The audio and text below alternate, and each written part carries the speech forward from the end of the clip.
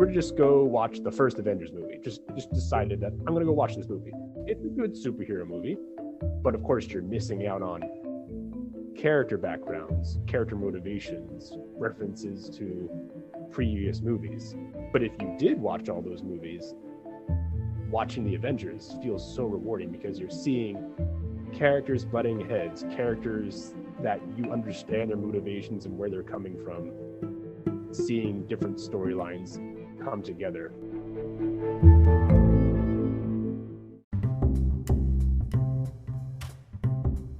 Welcome to Speculative Sandbox, your audio playground for creative storytellers. My name is Vicky Lawn, and each episode, I and a guest will unpack a fiction trope with an eye for character development and narrative structures. Make sure to look for Speculative Sandbox on Instagram, TikTok, and Twitter, where you can join the conversation. Leave comments or questions, or let us know what other tropes we should cover. When the real world just doesn't cut it, let's get lost in a fictional one.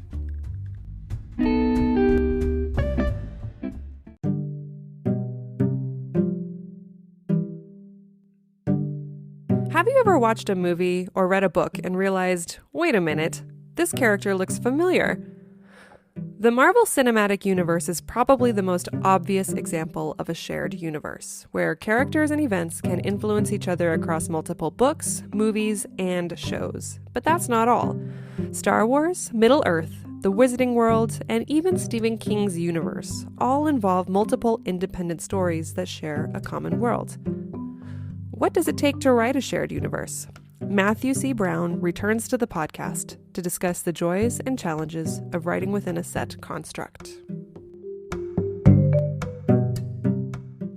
So, Matt, thank you so much for joining me again. The last time you were with me, we talked about problematic protagonists, complex protagonists, the good, the bad, the ugly. What were your thoughts on the experience? And you were also my first guest. I know, and I was so very honored to be your first guest, and it was just a lot of fun. I mean, I could talk shop all day about just writing and superheroes especially, and but we touched upon a lot of different subjects too. But that's been great, and it's been great to also just hear all your other episodes of the podcast. I've been listening to all of them, and it's so great to hear a bunch of different voices on a bunch of different topics. It's just a great way to get the community together. Well, thank you. I've really enjoyed it as well. I think about my thoughts when we first started planning that episode to where we are now. And I'm just really excited to have been able to get that kind of input from people and collaboration. And I think that's a great part about our writing community, is that everyone is so open and friendly with each other. Absolutely. So today, you and I are talking about shared universes. And it was funny when I first came to you with the list, and I didn't even know what it was technically called. I think I called it universe building or something like that. And I was trying to land my feet on what I actually meant by that. And I know that you knew based off of my description, but when I was trying to formalize the title for this podcast, I was like, what does it mean when you have, is it crossover? Is it lots of, I'm looking at Marvel, and then I landed on shared universe. So I'm going to read the definition that I got off the internet, and we can discuss what we think about that definition and what we think shared universes are. Sounds good. So a shared universe is a fictional universe from a set of creative works with individual stories that can stand alone, but can fit into the joint development of the storyline, characters, or world of the overall project. According to tvtropes.org, though, as a rule, simply having a crossover is not quite enough to qualify as a shared universe. We need to look at major events that can be referenced across different projects, or characters are mentioned as having their own adventures somewhere else. So what do you think of that definition? I kind of see where it's getting at, because there are sometimes because I can see the difference between a crossover because that might happen. What's a good example? That could happen in two. So, actually, great example. I don't know if you remember way back in like the Disney Channel days when there was like Aladdin, the animated series, Hercules, and there was actually a crossover episode where Hercules and Aladdin like met, and like Hades and Jafar were like doing a scheme. Oh yeah, I do remember that. Yeah, and I wouldn't necessarily say that that's a shared universe per se, because they're two very different. Nothing is really happening in the same world. Ancient Greece and Agrabah aren't really in the same place and they don't really reference each other at all, but they just had a special, I don't remember how many episodes it was. It was maybe one or two. It was a special couple episodes where the two characters met. I think they did something like that also on Nickelodeon, like Jimmy Neutron and Timmy Turner like did a crossover for Jimmy Neutron and Fairly Odd Parents, but they don't reference each other otherwise in their own individual shows, or they don't take place in the same kind of world or reference each other. Which I would say, yeah, that is more of a strictly a crossover, but not a crossover within a shared universe. Well, it makes me think about fan service versus plotting and storyline structures, I guess. So how would you distinguish between the two, whether something is purely for fan service or something that is an overarching story? Well, I think using the MCU is a pretty good example. I mean, I think using the MCU is we're probably going to be referencing that for most of this podcast. I think it's just the most famous example, and of course, that in turn is based on just the comic books in general, which were always doing crossovers and big events, and that's always its own shared world. That was doing that for decades. But I think what the difference is between fan service, I mean, fan service can mean so many different things. Fan service, I mean, sometimes fan service is just that, oh, yeah, you're having a character show up and, people get excited about it, which that's, sometimes it is fan service in the world can work. I think it's really a matter of if it actually feels like it works in the context of whatever viewing. I'm trying to think of a good example, but just if we have I think nowadays with Marvel, nowadays there's crossovers all the time. Everyone shows up everywhere. Mm-hmm. So that's not that. And thinking about where this was, a couple of years, 10 years ago, like this is crazy that we have all this stuff. So it kind of is. I think it used to be considered, oh yeah, someone showing up somewhere is kind of just fan service. I think they've kind of got it as such where there's so many different characters who have their own stories and storylines that they get to just show up, and they're already, a lot of times they're already fleshed out. They've already had their own adventures, and if they show up somewhere else, it doesn't necessarily, it might be fan service, sure, because of course, yeah, we always love to see, I don't know, an Avengers show up somewhere in some other storyline, but because we've spent so much time with that character, they've already been developed, getting them to see in a different context from a different point of view. I think that sometimes, that makes it a little more than just fan service. Yeah, it seems like a shared universe will have crossovers, but a crossover may not necessarily mean a shared universe. Exactly. So, what are some examples of shared universes that you really enjoy? So apart from the MCU, I actually mentioned this last time, but Brandon Sanderson's Cosmere is one of my favorites, and I haven't read every book, but basically, if you haven't heard, the Cosmere consists of Brandon Sanderson's two big series, Mistborn and the Stormlight Archive. And there's a couple other books that are in there as well. But what I really like about it is that the books are connected right as of right now. They're mostly connected in smaller ways, and it's not quite the same as Marvel, where a lot of times it's like, well, you got to read this, you got to watch this movie, and then you got to watch this movie, and then you got to watch this movie before you can watch these two movies. And if you want to, it's a lot. And here you'll notice these different connections or references they'll make. Like, for example, there's this one character who's named Hoyd, or that's one of his names. He's got a couple of different names, and he's what's called a world hopper.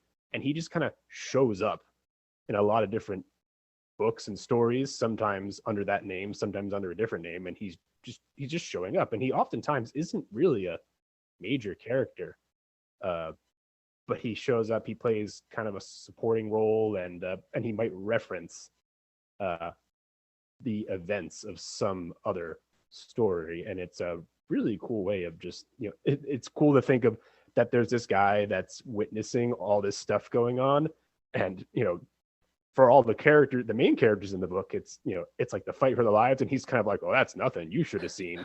And he'll kind of mention, and it's just kind of, and it's kind of funny, just hearing it, having that guy show up everywhere. So does each book have a different main character and story independent of each other?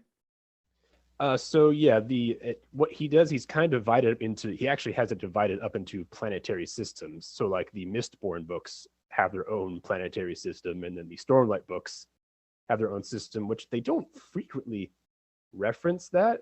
It's only when certain characters are talking that, like the guy that I just mentioned, the World Hopper, will sometimes be talking to these greater powers that be, and they'll reference different planetary systems.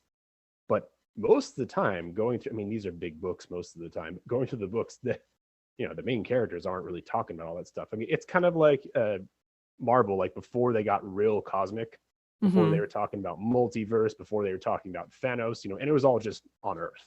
It's like Phil Coulson talking to Iron Man about something going on in the Southwest Yeah, because yeah, I think Thor, exactly. yeah. Yeah, and like they don't, and the main characters are just pretty self-contained. But then there's a few that may become more aware of the larger overall situation. Uh, but most of the time, like it's all these characters are just self-contained within their own series, and there's only a very small few that are actually aware of what's going on anywhere else in the universe. Okay, gotcha. For my list of shared universes, I talked about Star Wars, which I feel could be a really big conversation. Oh, Um, we could do a whole episode. yeah, we really could. The whole, like, of course you have your trilogies, right? Your prequels, the originals, the sequels. Then you have what I'm seeing on Disney Plus, but you've also had the ones that weren't on before Disney Plus. That you had the Clone Wars, and I think there's another animated show. Do you remember what it was called? Rebels. Yes, okay, Rebels. And I haven't had access to all of those, so I'm wondering, as this new Obi-Wan Kenobi shows coming out, I think there's a lot of references to those animated shows because I think the actor for Anakin talked about it. And so for me, I'm like, okay, this is a big shared universe. You've had different people touching different parts of their products. Then that didn't even count the whole books that existed back in the day. And I think the sequels pulled from those books. I remember people were like Ray and Kylo Ren or Ben or whatever. They're in the books. They're siblings. I don't know if I'm referencing the right thing. I didn't read it, but after a while, I was like, okay, what do I need to prep myself with to make sure I can continue enjoying this shared universe? Right. And I won't get too deep into it because then we'll get completely sidetracked. But you're not wrong that there were some influences that they pulled from the. So they had before the sequels came along, they had what they now call the Legends canon for Star Wars, which is basically every book and comic book and video game or whatever that came out before the sequels, before Disney acquired Lucasfilm. They had their own established continuity of what happened between the movies or after the movies. And then when they decided to ditch that continuity, they just made it the Legends canon, which makes it sometimes confusing because Mm-hmm. there's some things that they do where they do kind of do some things that are kind of influenced, but then they've taken some characters, they've just plucked some characters that are complete creations of the Legends and then made them canon again. Like they just put them back in. They're like, oh yeah, Oh. this guy was cool. Like they actually had that happen in the Rebels show. But I feel like uh, I I feel like most of the Star Wars stuff that isn't the books, because the books there's so many of them, and I have Mm-hmm. and I even before the new stuff I couldn't get to all of them, but I think Star Wars does a good job, and this is what I look for in a lot of shared universes, is that it's less that you feel like you need to watch a lot of stuff beforehand. I mean, obviously, if you're watching the Obi-Wan show, it would help if you've watched at least Revenge of the Sith, Okay. because otherwise it Yeah. would be So much. yeah. I'm gonna if you're gonna watch that show, I'm going to assume you've watched at least a couple of the movies. Mm-hmm. But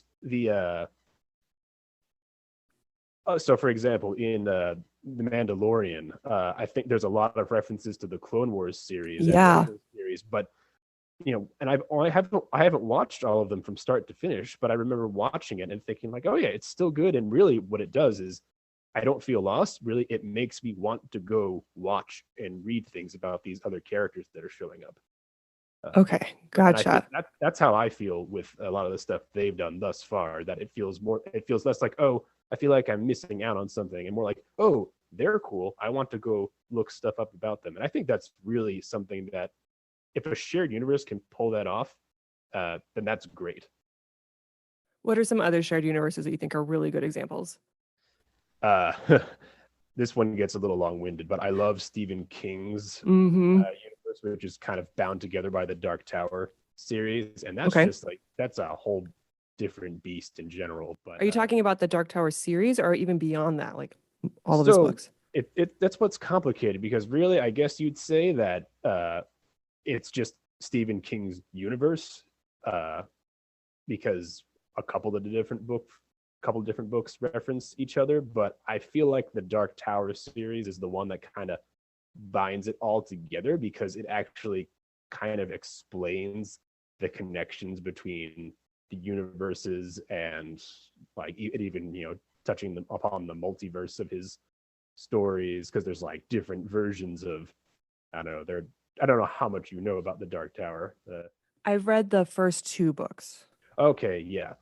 So you know that Roland is trying to get to the Dark Tower. Mm-hmm. That's the whole Yeah. point of the book is they do a kind of like it's a kind of a classic kind of journey where he's there's a destination, main character's trying to get to it, but they're going a lot of different detours, and there's a lot of references to Stephen King's other works that show up. I mean, there's entire most famously, the antagonist, the Men in Black, is Randall Flagg, who we see in The Stand, which is one of Stephen King's most famous pieces, especially following.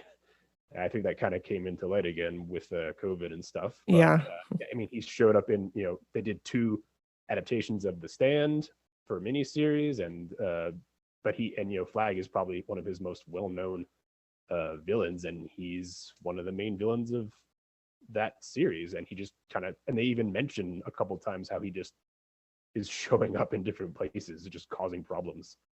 Uh, and then there's and even I mean I don't want to spoil too much, but it gets really meta later in the books, so much so that there are sometimes references to Stephen King himself in I his heard book. about that. Yes. Yes. Which I mean, if any other author tried to do that, I think most people would be just like, "Oh, come on!" But I It's the think, ultimate Mary Sue. but because it's Stephen King, I think he can get Hmm. away with it. Yeah, he's very omniscient in the world of his books. My one crossover awareness is an 11/22/63. The story, it's I believe it's a Hulu. I think it got turned into a Yeah, I Hulu think they show. did a Hulu series. Okay. Yeah, where the main character goes back in time to ultimately try to prevent the JFK assassination. And one of the first stops is in the town of Derry, which is the location for the It book. And it's what's funny is I know about the story It. I haven't read the book It. At first I didn't understand it and the very subtle references, but it was still scary. Like I didn't have to have read it to know that we're in a scary town and something seems to have affected the residents. And I just once I found out that that was the link, I was like, oh, that's kind of cool. So you have your characters dipping into the world of other books, locations, and kind of keeping the legacy alive that way. Yeah, he does do that a lot with on the I think that's why like some people are like, is Maine even a real place or is it just a world that Stephen King made? I love that. Okay, any other examples outside of the Dark Tower series or any of his other books that you see crossovers? I mean, you mentioned Derry, and there's a couple other books that reference different towns. Like they mention, what is it? Salem's Lot, uh, which was his second book, and like that is referenced. That's referenced a couple times in some of his other books, just as like neighboring towns in Maine. Actually, one of the characters from Salem's Lot just flat out shows up uh, in like the fifth book, I think, of Dark Tower, and he becomes he becomes a main character. And that's another example of just, when I read it, because I didn't read Salem's Lot first. I actually didn't read a lot of Stephen King's books before I read The Dark Tower. I'd only read a few of them, so there were some references that I didn't quite, kind of like you were saying, when you were talking about it, and I didn't know who he was when he showed up. His name's Father Callahan, and I didn't Mm. know who he was, and I was like, he seems interesting, and then I realized, like, and then he mentioned Salem's Lot. I'm like, wait, isn't that the name of another Stephen King book? And Yeah. sure enough, it's the same one. It's the same guy, and that's kind of another example of just, oh, it just made me want to go read that book. But I also didn't feel like I was missing out when I was reading that current book. It is an effective form of marketing. You're marketing your other stuff so that people will continue to read your work. Exactly. I mean, he literally even, I forget which book it is, but he mentions, like, there's a character walking by. It's like, oh, a poster for The Shining. Just like, and I We think should this all is, start doing that. I know, right? It's just like, hey, that new movie. I think this was even written. I think this particular book was written in the '80s, so The Shining was fairly new by that point. Well, and when we think back then as well, what's kind of cool is, I mean, we look at today's world and you have so many options, so much choice when it comes to how you want your entertainment. And I remember, at least when I was born in the 80s, a child of the 90s. And I remember, like, if you're a book person, you're a book person, right? And it helps to be able to keep reinforcing or marketing other books within the book world, and I could see how that would be effective and a useful tool versus here, where now you have social media and you can, as an author, just jump on social media and just promote all your other books. You didn't have that back then. It's true. So Stephen King doesn't write horror. I know he writes thrillers, but does he write the same type of stuff that he used to write, the horrors, paranormal horror? So I haven't read a lot of his newer stuff, but from what I understand, most of his newer books are more like mystery thrillers as opposed to horror. I'm sure he's probably dipped his toe in back in that pool a couple times, but he really has kind of gone all over the place. I mean, I've read a couple different ones, different books that weren't strictly horror, and the Dark Tower. I'm sorry, the Dark Tower itself isn't strictly horror either. It's really like a weird mishmash of like horror, western, sci-fi, fantasy, because all sorts of stuff shows up Yeah. and happens. It's very unique. It was actually a big influence on me with my the books I've been working on. But yeah, he's again, like, I feel like only Stephen King could get away with, like, going just completely, like, off key, or not off key, that doesn't sound right, but going from the horror that he's so famous for, and people still associate him as being like this master of horror, and then he's just kind of like, I'm gonna go write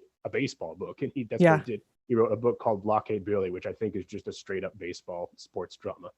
Interesting. Have you read The Talisman? I have not, no. Okay. So when the books I've read about Stephen King, I always feel, and maybe, I mean, you look at the Tower series, and there's very Western feels to it, right? The idea of going into Yes. remote areas and fighting off something, and almost a wild, wild west appeal. And The Talisman is the story of a boy who, I think he's trying to save his mother, or do something for his mother, and he's trying to carry something across the West. And the way that he does it is he jumps in and out of, it's been a while since I read it, so hopefully I do this justice. He jumps into a parallel universe that's kind of supernatural, and he can jump between worlds as he goes. And this other parallel world has, like, there's this, um, at one point he crosses the desert on his train, and it just has a very Western feel to it. So I can see how Stephen King could have an influence on you because you write Western, is it Western fantasy, Western sci-fi? Science, like a science fiction western. Hmm. Yeah, that was a direct influence, especially some of the earlier books. Literally, Roland, the main character, he specifically based him on, like, Clint Eastwood from his western days. Mm, okay. And, he's called the Gunslinger, and he's going across a desert, and then later on, there's just all sorts of monsters show up, and robots even, and crazy, because he even references Harry Potter at one point in a very small Really? in a very small way. There's these, like, little I forget, they're these little like weapons. I think they call them sneeches, and they can like they have like they're these little tiny balls with razor blades, and if you throw them at someone, it like cuts them apart and they explode. And I think at one point uh they recover one of them and they look at the ball, and I think it has the initials like HP on it. Interesting. Yeah, no, Okay, I didn't even know yeah. that. I know. Yep, he has a lot of stuff like that. Like he does sometimes reference other things. I think in this at this time he was writing the book was like I don't know. This was like the early to mid 2000s. He had written that particular scene, so that was when like Harry Potter was like super, super at its peak. Gotcha. Okay. Do you have any other examples of shared universes? I'm sure I could think of more, but I think we've covered Okay. some of the biggest ones. Gotcha. Yeah, these are the massive big ones. Other ones I could think of, DC universe with specifically the Arrowverse that was playing on CW for a Oh while. yeah, of course. There are crossover episodes, but I think they reference each other throughout the whole thing. We have Arrow, Flash, and Supergirl, and I think there's another show that I never actually got into. I enjoyed it the first couple years that those shows were out, and then I was actually a new mom when Flash came out, and that was something I watched during maternity leave. So Okay. it was like a Good time for that. perfect, yeah, it was a perfect time for that. And then of course Middle Earth for Lord of the Rings, the books all associated with that. I've read The Hobbit and I've read the Lord of the Rings trilogies. There's more than just those. I haven't read them though, Yeah, and yeah, I've heard sure. varying reviews. I love the Silmarillion. It's not for everybody. Oh, okay. It doesn't really read like The Hobbit or Lord of the Rings. It reads more like a history almost. It's really cool if you really love Middle Earth and you really want to know a lot about the mythology of it. It's what it feels more like. It feels a lot like its own mythology, akin to like Norse or Greek. Uh, and if you want to know a lot more about that, then it's a great book to read, but it is quite dry. That's one of the things that I kind of noticed whenever I would read the Lord of the Rings and related books is that it feels like I'm reading, and actually Game of Thrones, I have this feeling too. I'm reading history books for a fictional world that I don't live in, and there's a lot of context within context. And I feel like for someone like me to kind of keep track of it all, I have to take a lot of notes. Do you find that you have to do that too? Not really. I don't really take notes, but I like will maybe like I don't know. I'll just open up a tab on my phone to try and look something up for later if I want to read more about it. Uh, Usually, and then I'll just go down a Wikipedia hole or something like that. Gotcha. Okay. So looking at these shared universes, what makes them so good that we like them, that they have legacy and they persist with stories for a long time? I really had to think hard about this because some of the initial thoughts I had, uh, there's a lot of things that you can find in these shared universes that we've mentioned that you can find anywhere else. You can find intricate world building, good characters, great character interactions, and all that stuff. You can find those anywhere, not in a shared universe. It's not unique to that. Hmm. So I think, and I've kind of referenced this a few times already, I think what we love about it is if it's a universe or series or whatever that if we get invested in it for a long haul, we enjoy feeling rewarded for sticking to this story, sticking to the universe. So, for example, if you watch, I'm just going to use Marvel again because it's just the easiest example. But if you were to just go watch the first Avengers movie, just decided that I'm going to go watch this movie. Maybe I'm sure there were some people even when the first came out, it came to the theater, and of course that was the biggest movie at that time. Uh, if they just went to the theater, like I'm going to go watch it, Hmm. it's a good superhero movie, but of course you're missing out on character backgrounds, character motivations, references to previous movies. But if you did watch all those movies, watching the Avengers feels so rewarding because you're seeing characters butting heads, characters that you understand their motivations and where they're coming from, seeing different storylines come together. Yeah. And it feels kind of, and especially now that the movies have come so far, since then, you see different references, people showing up, different character arcs coming to different conclusions, and it feels rewarding to see these things happen, and especially when they're not always happening, uh, you know, inside and outside, different movies. Like someone's getting character development or someone's getting a character moment when it's not even their own movie. Right. Uh, and it feels, and we're all like, oh yeah, I remember when that happened 3 movies ago or something like that. And that's one of the best things you can do is make your audience actually feel good that their time was well spent. Yeah, absolutely. Knowing what we know about shared universes, looking at the examples and what makes effective shared universes effective, why would you as a writer choose to start one or contribute to a shared universe? The contributing part kind of makes me nervous if I'm being Me totally too. true.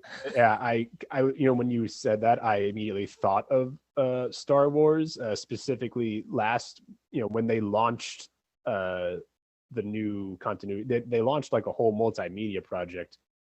I don't know, like last year. I think it was the High Republic, which is set like 200 years before the movies, and they have all these books and comic books, all from these different authors. And my thought was like, man, like I'd love to write a Star Wars book. It'd be so cool. But then, I'm like, also, wait, that's so much pressure. Hmm.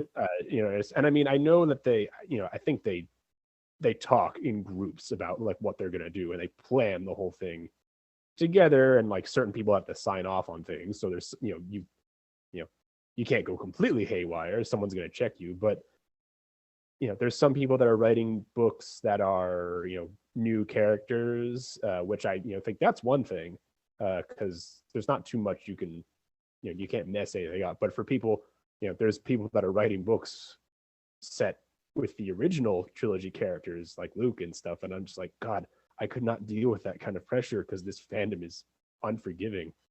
Um, but at the same time, if someone's like, hey, do you want to write a Star Wars book? I'm not sure I could say no because Star Right. Wars. Yes. Um, Well, I thought about Star Wars too, especially when what was the second, why am I blanking on it?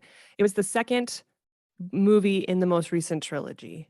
The Last Jedi. The Last Jedi. Okay.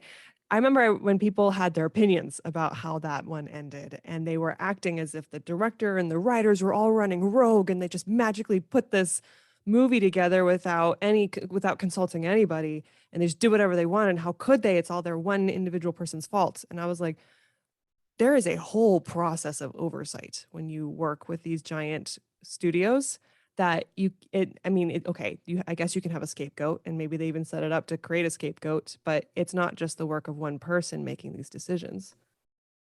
No, not at all. And I mean, I think, I mean, that's just what they like to do is they want to be able, if they hate something, they want to be able to find out who messed it up. And because Ryan Johnson was the writer and director of, I don't know if anyone else has screenwriting credits. Although I will say, Carrie Fisher, like on set, would make some revision to the script. I don't know to what extent she did, if it was Hmm. anything outside of her own scenes, but Carrie Fisher was actually a very renowned script doctor in Hollywood. She did a lot of different work on different scripts, and she was doing some work on it during the movie, telling Ryan Johnson, "Hey, like I think we should do this."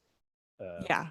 Well, and I so, imagine if something like that happens too, there's got to be some sort of like, you have dailies and there's this whole process that would have to go through. well, I yeah, would assume.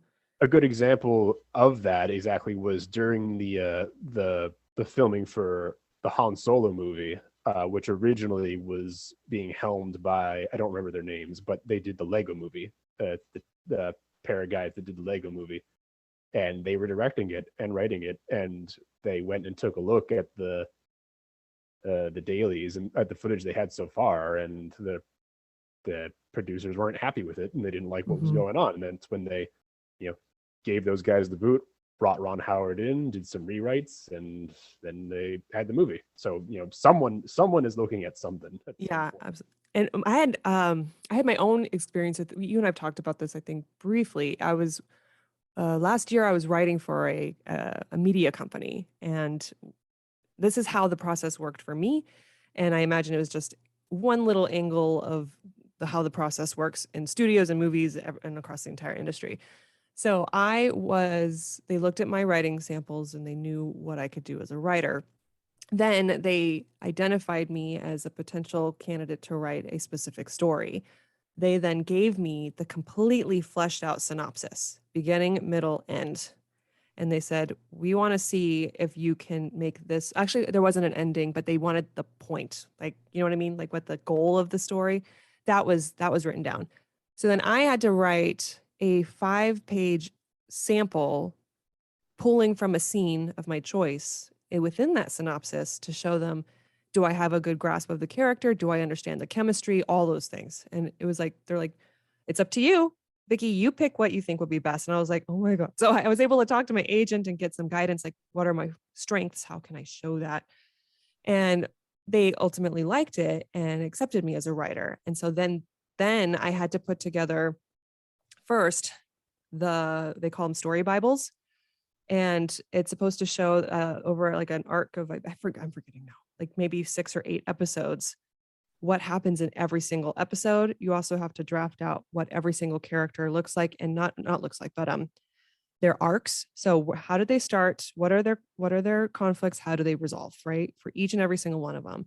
Then they look over it and they go, okay, we either like or don't like what you've just done with the synopsis we gave you, and they'll give you notes, and then you have a chance to fix it. And then when that is kind of like, all right, you're on the right track, now write episode 1. And I would write episode 1 and they look at it and they go, we don't like how this went, fix it. I'm like, okay. And then I went and fixed it as best I could, gave it back. And they're like, we've decided to change direction. This is where we want this to go now. We expect this, this, this, this, and that. And many times you wish that they could have told you that earlier in the process, but they're going through the same discovery you are. And it is a lot of back and forth. And I, at least the level, little old me, the little level that I'm working at, you definitely have to like, okay, follow the vision. You are part of a team, and it's very hard to just go and do what you want, unless of course maybe you're Stephen King and you have more of that pull. I'm glad you mentioned that, and I do remember when you were working on that, and you talked about the what is it, the Bible, the show Bible, or whatever it was, and how it was such a different process. And I can only imagine, and especially for someone like me, like I'm not a huge outliner at all, so the idea of having to have all that, all the character stuff and arcs planned out ahead of time, across 6 episodes or whatever, like that's extremely daunting. Yeah. But that is the other side of it, like apart from worrying about your own ability or the reception of the audience, it can be tough when you're working on a team that has to, if it's a whole large project involving a lot of different people and someone has to sign off on it, because you don't have complete and total creative freedom most of the time if you're working with some kind of shared property. And it is a bump, and it happens all the time. Like what I just mentioned with Solo, or when people bring ideas to the table, and sometimes you hear about these projects that get announced, and then you're like, oh, that's cool, and then they just don't happen, or the director leaves, or something like that because of creative differences. And and that is the unfortunate, that is the other side of having a shared universe, and any kind of time you're working with a large team on a project where they just might not want to go forward with it, which Yeah. it might not mean that your story is bad necessarily. They just don't think it fits. Yeah. Doesn't make you feel any better, but Yeah. And after going through that process, I can now see it in certain stories and movies. Especially franchises. I'm like, I can almost picture, I can hear the voice in my head of a studio person going, this needs to happen in this episode because of XYZ, especially if it kind of feels really clean and really tight.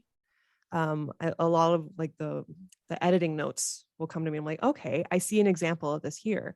One downside I feel is when the the last is it the last no What is the last memory's terrible. What is the last movie of the most recent sequel called? This the Rise of The Skywalker. Rise of Sky. Thank you. I definitely see and could feel the product of a lot of confused people coming together and trying to duke it out on what that end story should have been. Simply because when you look at like the typical story arcs that your story is expected to follow, if done well, I saw a lot of like new input, right? And new conveniences kind of thrown in. And I'm like, oh, I feel the studio influence watching this movie. Did you feel that? Yeah. Yeah, I could feel that too, which there were like a lot of things that I did like about Rise of Skywalker. But I did especially being someone that I loved Last Jedi. I loved what they did with it. Me too. But I could definitely see they were kind of uh trying to felt like they were trying to course correct on a couple different things. Yeah, please You know, everybody or respond to public yeah, and sentiment. it's so strange because I feel like this is a fairly, I don't know if I'd say recent, because fan input has been going on a long time when it comes to these movies, but uh, when they chronicle the process and the behind the scenes of a lot of this stuff. I mean, I think they mentioned, I don't remember when they talked about this, but that they didn't have like a full they didn't have a decisive storyline for the sequel trilogy. Like they weren't necessarily uh they weren't strictly sure about like which direction they were gonna go in. I think they just started with the first movie. I think they were gonna try and see like, okay, can this first movie even be a success Yeah. before they before they went to try and do everything, which I don't necessarily think that's a huge problem, but uh because of the direction that Ryan Johnson went in that was so controversial for people, they were kind of like, well, we can't like, we got to find a way to make this work. And of course there was they already had the pressure of it being, quote unquote, the conclusion to the saga. And like that would have been enough pressure regardless of the reception of the previous film. It wouldn't have mattered. And they were never going to make it a perfect ending because that's just too much pressure.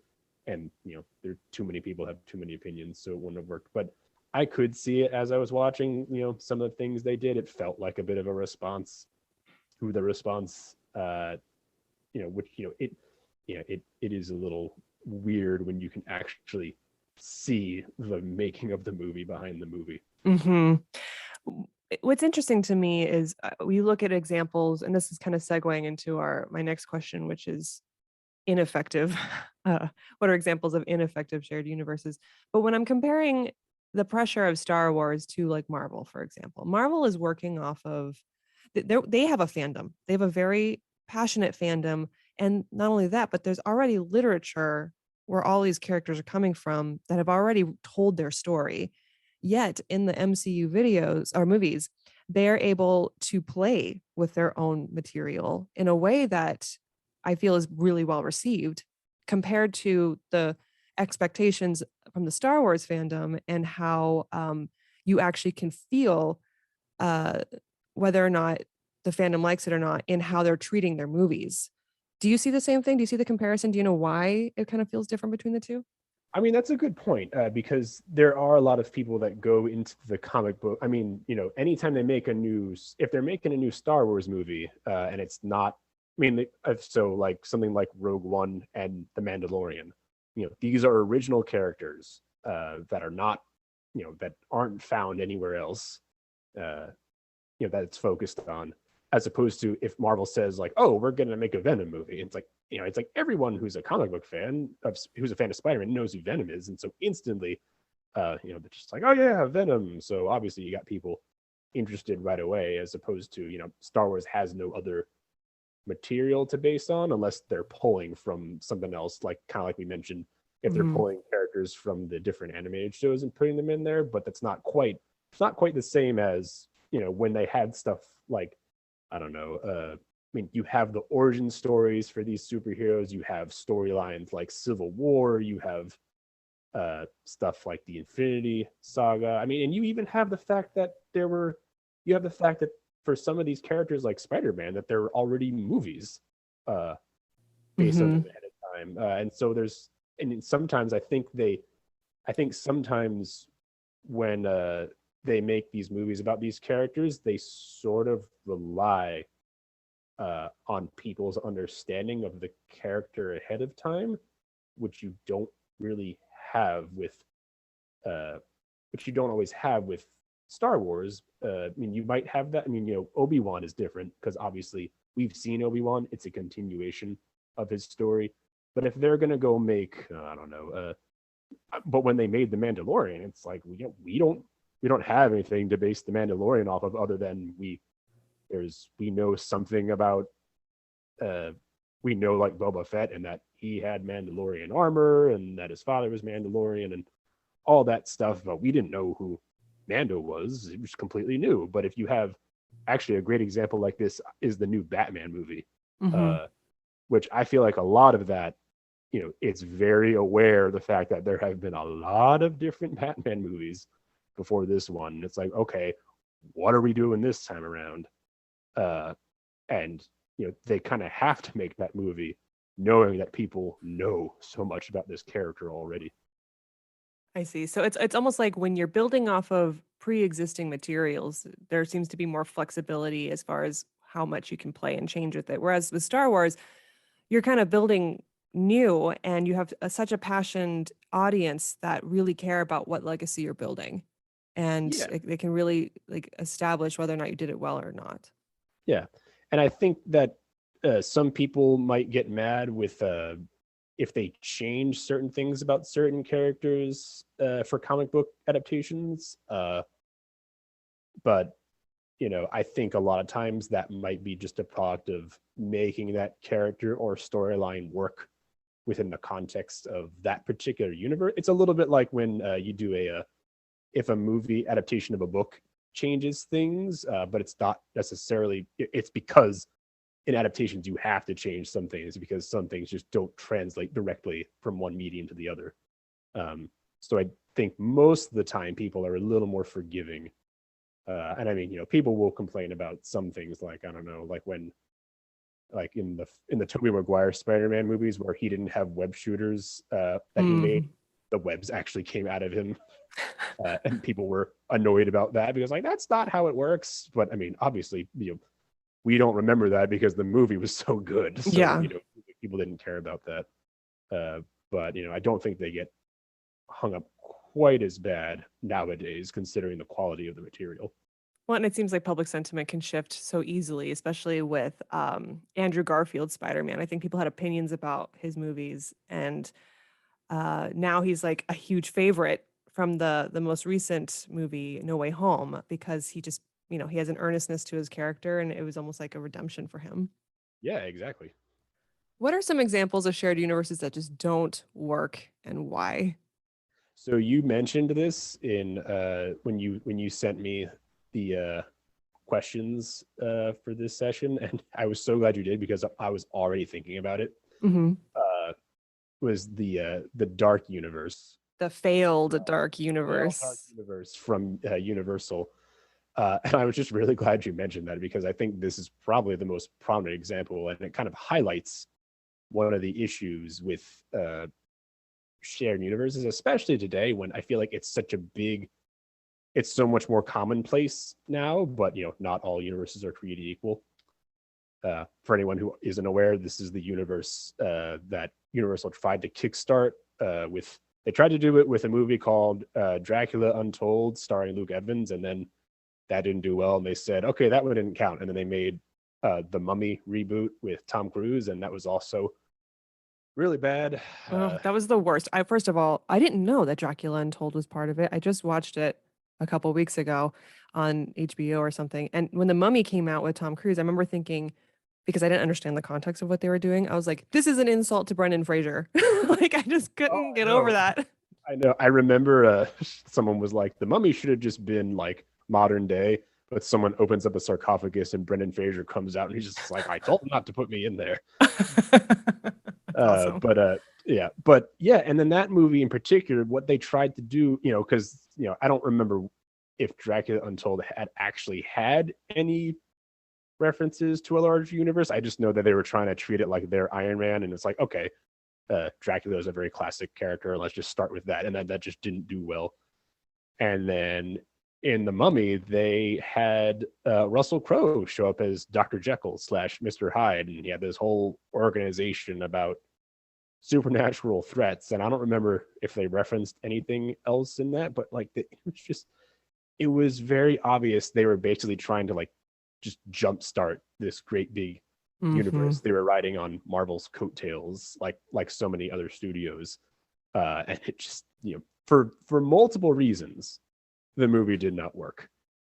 Uh, and then they kind of like backed off on this emphasis of a shared universe. How embarrassing. Can you imagine? You're like pushing the idea and then you're like, never mind on such a global scale. Yeah, and I mean, I feel like DC kind of did that too. I mean, I liked. I'm in the minority where I liked Batman v Superman. It's not a perfect movie by any means, but I liked it, and I liked not the Justice League that came out in theaters, but the Zack Snyder Justice League. I like that, but Mm-hmm. I think that they were wise when they were like, you know, like maybe we don't need to do exactly what Marvel does, which is why we have stuff like the new Batman movie, which is not connected to that continuity. And I don't know what else they got working on or whatever, but I think they might have. I think Warner Brothers realized maybe we should just focus on individual stories, and we can, I don't know, if they want to do references to other things, then we can do that. Which, you know, I think that, you know, we not everyone needs to be Marvel, which Right. is what they want to do.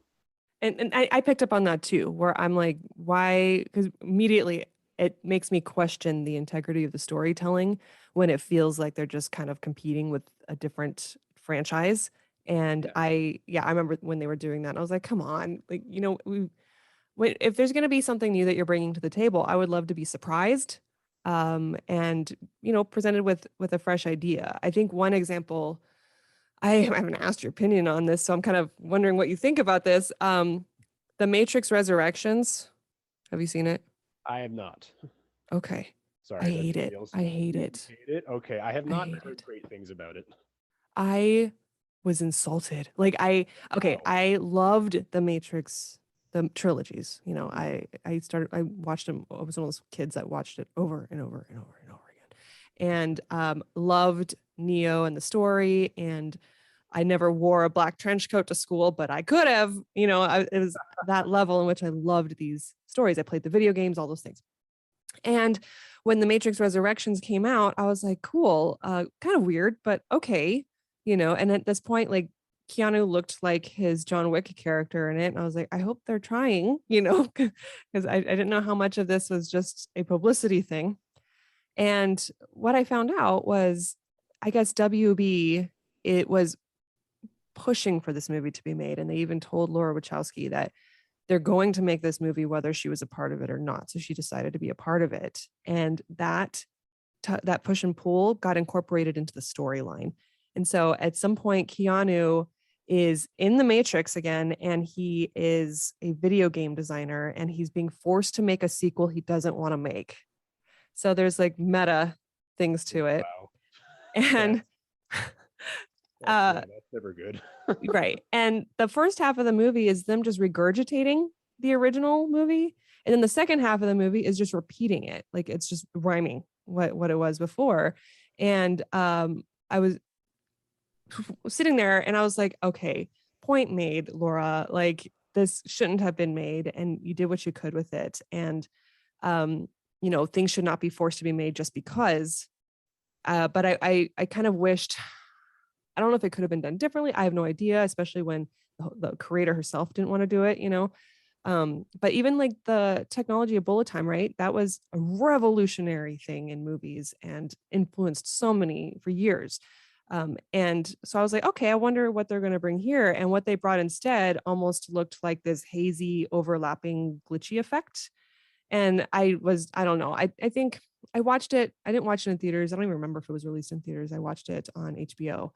And I was like, just my childhood died a little. And I told myself, I'm going to pretend this movie doesn't exist until, of course, I get to talk about it with you. Yeah.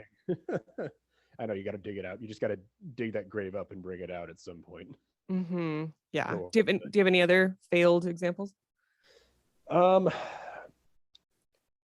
I'm not a failed example, but I wanted to mention before the funny thing about the Universal movies is that Universal was almost is actually one of the oldest examples of a shared universe because way back in like the 1930s and 40s when they were making they made the like the Boris Karloff Frankenstein movies and the like the Bela Lugosi Dracula that are like that established so many motifs those characters. They had movies like I think the first one was Frankenstein meets the Wolfman, which was like Mm-hmm. 1943. That's a crossover, and then they had these other movies that came afterward called like House of Dracula, and that just I looked at the movie posters and it's like Dracula, Frankenstein, Wolfman, like slapped on there, and it's like that's like that is a shared universe, and like and it's kind of funny that the reviews for those movies were apparently terrible. Oh, Yeah, so I mean, I don't know how specifically Frankenstein the Wolfman was, but I know that when they started doing the movies where they were packing like five of these guys in there, people were just kind of like, this is, and of course we're talking about 1940s, where it's like of course people would probably scoff at that sort of stuff. We might watch it today and think it's great retrospectively, but it's just kind of funny that I just thought it was funny that Universal kind of was one of the first studios to try this sort of thing, and then they kind of tried to do it again, and like it failed even harder. oh my gosh, yeah. Well, yeah. So then when you talk about shared universes that fail, the point of failure seems to be trying to force something. Well, I mean, I guess you can argue from a studio perspective, everything gets forced, right? Once they decide they're going to do something, okay, let's get the creatives together to make this work. But Sure. something is preventing the creative from taking it to the next step. And I don't know if it's an overbearing studio that isn't allowing that freedom. How you and I talk about that almost pressure, if there's too much of it, and it prevents the art from being able to really let loose. Yeah, I mean, I think that it really is just the fact that they put the shared universe as a selling point right off the bat. And the studio just, they see Marvel and they're like, we want to do that. We want to make those big bucks. And so they sort of start jumping the gun. Uh, Yeah. it's just like when they make these huge. I mean, it's a little bit like I'm going like out of medium here, but are you familiar with a video game called No Man's Sky? I've heard of it, but I haven't played it. Yeah. Like so way back when it was first announced, like there was basically they were talking about all this stuff the game was going to have, all this game that was going to be, and then when it came out, it was a little bit underwhelming and did not include a lot of that stuff. I think it's Oh, improved since then, but that's not the point. But the point is like they were making all these promises and kind of the same, they were trying to sell it on these promises. And the kind of same thing with like these movies. It's like, oh, we're gonna have Dracula and the Mummy and Dr. Jekyll, and we're gonna have all this stuff. And then it's just like, okay, but that movie sucked. Like, so why do I want to stick around? Although they did, the Invisible Man was supposed to be part of that universe, and obviously there's nothing in that movie references anything to do with the Mummy or anything like that or any other monster. And it's also very different because it's actually good. oh, well, that makes me feel like there's a lot of fighting. You know what I mean? Like there's got to be a lot of influences coming from different places that Yeah. prevent a like series or at least some sort of consistency across the board. You know what I did just remember another failed shared universe that they tried to do. Do you remember the King Arthur movie with Charlie Hunnam? Yes. Yep, that was supposed to be a thing where they did like they were gonna try and do a like Knights of the Round Table thing where it's like they were gonna do an Avengers style thing where it's like, oh, this movie's about King Arthur, and then they were gonna do like one about Lancelot and then one about I don't know Galahad, and they were gonna make the Knights of the Round Table, and of course and that never really went Is that the anywhere. King Arthur that was Guy Ritchie's? Yep, that was that Okay. one. They were I gonna. tried watching it. It was a dreary setting. I remember thinking, who wants to live in this world? It seems brutal. It's a very strange because to their credit, they don't do too much in terms of trying to sell you the universe early. Uh, like they reference some other thing. Like I don't like Merlin's not in that movie, but they like reference him, I guess, and they reference a couple other things, but like there's it's not like the Universal movies where they had all these cameos or whatever or references, but they just were like, yeah, it's King Arthur's story being redone in this flashy style, and I mean, I think it's a fun but stupid movie. It's not really a great movie. Like my wife absolutely loves it, Mm. even though it's objectively not that great. But I think Charlie Hunnam was just kind of the reason. But yeah, they were going to do a whole thing about it, and then it just fell apart. I think the issue with King Arthur was a little bit like I don't know. It's kind of like if Iron Man had just tanked, where it's like it's based on pre-existing material. I mean, there have been so many King Arthur stories, and it's just like we're doing this new one, and people are just kind of like, all right, go in. I've seen, I know it was supposed to happen, so show me something that makes it worth my time, and it wasn't.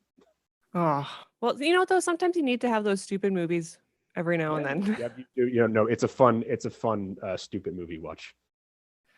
So knowing what we know now about good shared universes, bad shared universes, what is your one takeaway as a writer, whether or not you want to contribute to the writing part of one, starting one, or just what your knowledge of the writing world?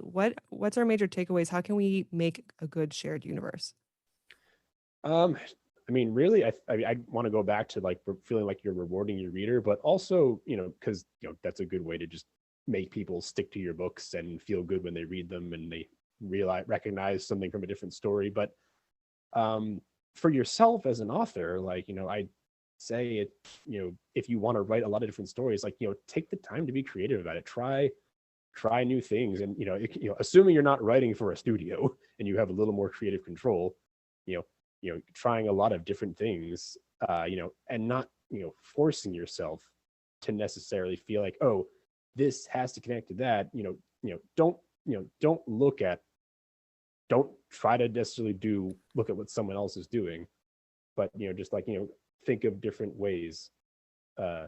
If you want to connect your works, think of how you want to do it, and realize you don't necessarily have to have it all planned out beforehand. And like I've thought a lot about if I wanted to do something like that, and I don't want to go too into that, we don't have the time anyway, but I like the idea of having stories that are kind of like I mentioned with the Brandon Sanderson books, having stories that are pretty far removed from each other, but maybe have these little connections here and there, just so I can look at it and say like, yeah, like this is my own little world that I've created, and and I can be happy about, and and who knows what you can get from that. It's like your own little sandbox that you can play with and draw from this large creative pool. It's like with Stephen King, where it's like he just has all these other books he can pull from, and he can just make it happen. He'd be like, yeah, if I want to reference it, or if I want to reference the Stand, like I can make that happen because I can pull from my own creative pool. Just to let yourself try and have fun with it. Speculative Sandbox is a volunteer-run podcast that relies on the collaboration of fellow creators like you. Join the conversation and participate in fun polls and questionnaires on TikTok, Instagram, and Twitter. Interested in being in a future episode? Our DMs are open, or you can email speculativesandbox@gmail.com.